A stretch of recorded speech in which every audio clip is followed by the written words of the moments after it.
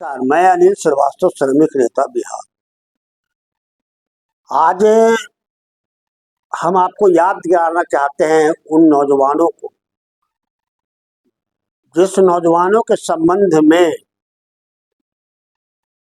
वर्ष 2014 के बाद माननीय प्रधानमंत्री जी ने वादा किया था कि 2 करोड़ बेरोजगारों को हम रोजगार देंगे, लड़के और लड़कियां। वह एक छलावा साबित हुआ। 14 से आज हो गया 24, रोजगार नहीं मिला। ये हर कोई जान रहा है। कितना रोजगार मिला ये भी सब लोग जान रहा है। उन्होंने ये भी कहा था कि हम राष्ट्रीय संपत्ति को बिकने नहीं देंगे, लेकिन राष्ट्रीय संपत्ति बिक करके निजीकरण संपत्ति बन गया।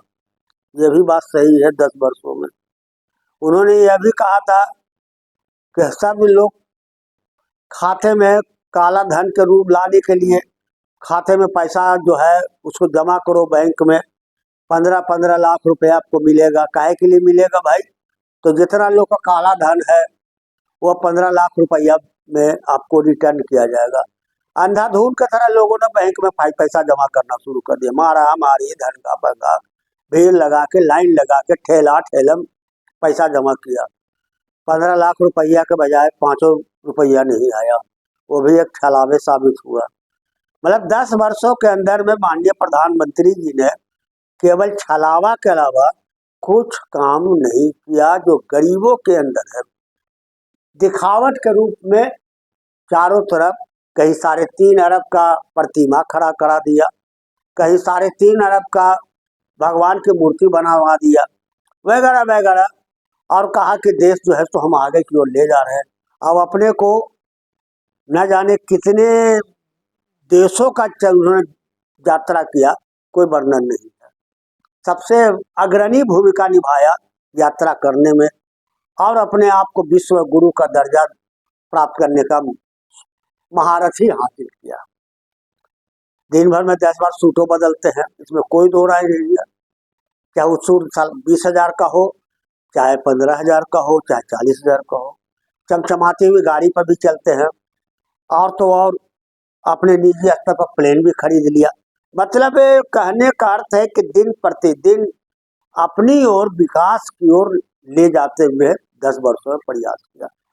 अब भाजपा के लोग, जो उनके दल के लोग हैं, इस सवाल पर आंख में पट्टी बांधे हुए हैं और कंठा का रोग हो गया है, उनको बोल नहीं पाते हैं, क्योंकि कंठे में एक ऐसा बीमारी उनके घुस गया है कि वह अपने गुरु जी के खिलाफ इन सवालों पर नहीं बात बोलते हैं कि हाँ भाई, नौजवानों को क्यों आपने ठगा? कहा था 2 करोड़ को रोजगार देंगे, नहीं दिया। गरीबी दूर करेंगे, नहीं किया। 15 लाख रुपया ला करके देंगे हर के खाते में, नहीं दिया। राष्ट्रीय संपत्ति नहीं बिकेंगे, लेकिन हर जगह राष्ट्रीय संपत्ति को बेचा जा रहा है, प्राइवेट में दिया जा रहा है, निजीकरण दिया जा रहा, किया जा रहा है। ये सारा चीज ले बोल नहीं सकते हैं। इसलिए नहीं बोल सकते हैं कि उनके भाई के लोग हैं, उनकी आवाज बंद है। लेकिन बोल कहा सकते हैं लोग? अगर विपक्ष ने कोई आवाज उठाया तो उसके पीछे लगा दिया। क्या लगाया भैया? एडी और सीडी लगा दिया कि भाई इनको जांच करो, इनको परेशान करो, इनके नेताओं को पकड़ पकड़ के जेल के अंदर बंद करो, ताकि वो आवाज नहीं उठावे, हमारे खिलाफ कोई सवाल नहीं उठावे। ये समझ में या ये देख करके भी भाजपा के लोग चुपचाप मुंह पर लिखो प्लास्टर साट करके बैठे हुए रहते, नजर नहीं आता है।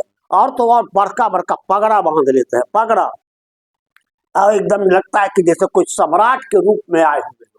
मेरा तो हैरत लगता है कि इन सवालों को देश की जो 82% 82 करोड़ लोग जो गरीबी रेखा से नीचे है, जिनको दाल रोटी मिलना मुनासिब नहीं हो रहा है, 20 रुपया भी नहीं खर्च करना पड़ रहा है, वैसे स्थिति को भारत की जनता को सोचने पर विवश होना पड़ेगा। तब जाकर के इस देश में एक नई देश का धारणा बनाया जा सकता है।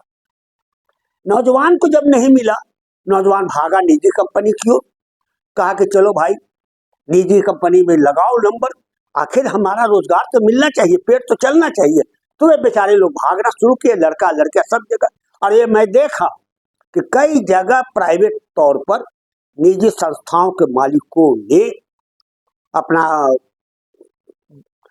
बनाया रोजगार देने के लिए कहीं अस्पताल बनाया, कहीं कुछ दुकान बनवाया, कहीं मॉल बनवाया, कहीं क्या बनवाया, ताकि हम बेरोजगारों को रोजगार दे सके। आवाज बेरोजगारों को उन जगहों पर 10,000 रुपया में, 20,000 रुपया में रोजगार मिल रहा है, कर रहे हैं बेचारे पढ़े लिखे लोग, अच्छे अच्छे पढ़ाई पढ़ने वाले लोग, एमए डिग्री बीए करने वाले लोग पढ़ रहे हैं, पढ़ करके उन रोजगार में जा रहे हैं। कंप्यूटर चलाने वाले, लैपटॉप चलाने वाले लड़के लड़कियां सब चला रहे हैं। मुझे खुशी हुई, मैं एक जगह गया की मैं बात करना चाहता हूँ इस चैनल के माध्यम से। एक डॉक्टर है, डॉक्टर नवनीत निश्चल, हड्डी के डॉक्टर हैं। मैं उनके यहाँ गया किसी उद्देश्य को लेकर के, वहां देखा कि काफी लड़के और लड़कियां काम कर रही हैं, काफी संख्या में लोग हैं। अच्छा लगा हमको कि अगर वह डॉक्टर अर्श नाम के एक अस्पताल नहीं बनाए रहते तो शायद लड़के और लड़कियों को नौकरी नहीं मिलता, औरतों को नौकरी नहीं मिलती। उसी तरह से मैं हरियाणा में भी गया, वेदांता हॉस्पिटल को देखा, कई नौजवान लड़के लड़कियां काम कर रहे हैं। उसी तरह से मैं कई मॉल को देखा, जा करके लड़के लड़कियां, बहुत सारे लोग, कहीं कहीं कपड़े के दुकानों में देखा कि लड़के लड़कियां काम कर रहे हैं।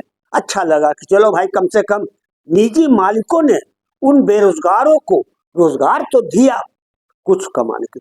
उसी में हम कहना चाहते हैं मालिकों से कि आपसे मेरा यह गुंजाइश है, यह कहना है कि कम से कम उनकी सेवाओं को 60 वर्ष का समय दीजिए।